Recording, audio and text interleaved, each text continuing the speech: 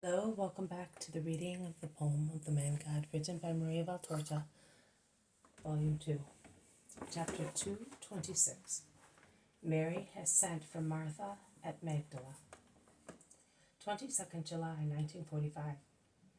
Jesus, in the company of the zealot, arrives at Lazarus's garden on a beautiful summer morning. It is still dawn, and thus everything is cool and smiling.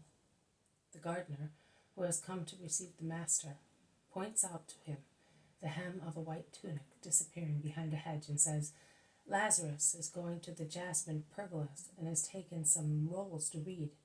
I will call him." "No, I will go by myself."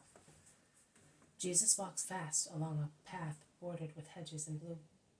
The grass close to the hedges deadens the noise of his steps, and Jesus endeavors to walk on it, to reach Lazarus unexpectedly. He in fact comes upon him while standing, after laying the rolls on a marble table. He is praying in a loud voice, "Do not disappoint me, my Lord. Corroborate the ray of hope which has begun to shine in my heart. Grant me what I have asked you for thousands of times with my tears, what I have asked for by my actions, by forgiving, by my whole self. Give me it in exchange for my life. Grant me it in the name of your Jesus, who has promised me that peace. Can he possibly tell lies? Must I think that his promise was nothing but vain words?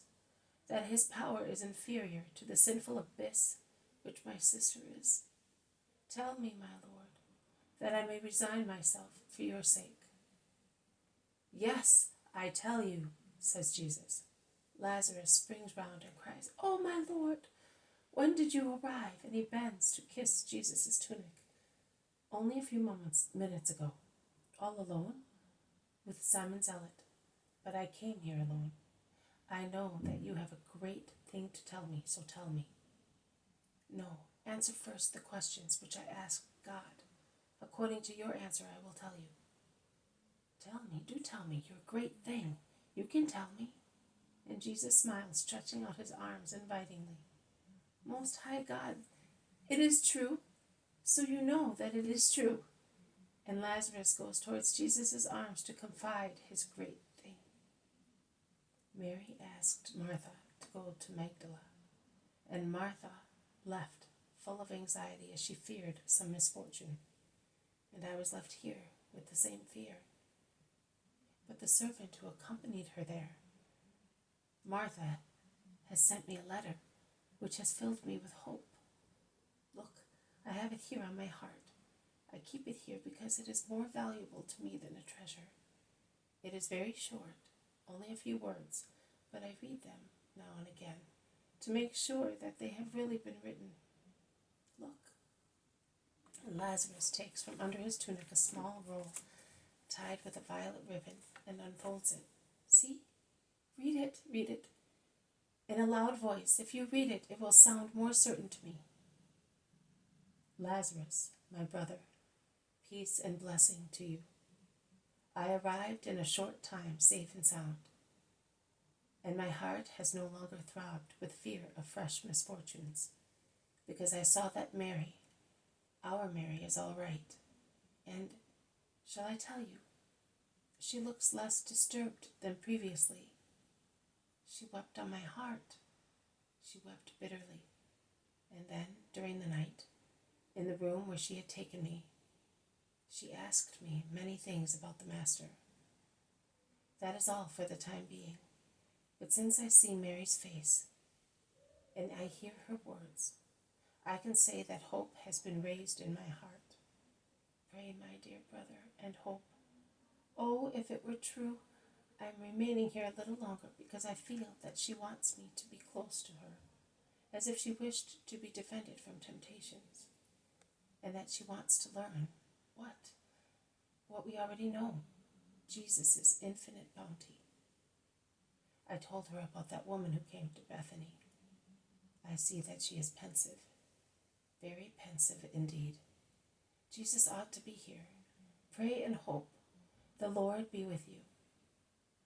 Jesus folds the roll and hands it back. Master, I will go. Is it possible for you to tell Martha to come and meet me at Capernaum in a fortnight's time at most? Yes, I can do that. And what about me? You will stay here. I will send Martha here as well. Why? Because redemptions are deeply modest, and nothing causes more shame than the eye of a parent or of a brother.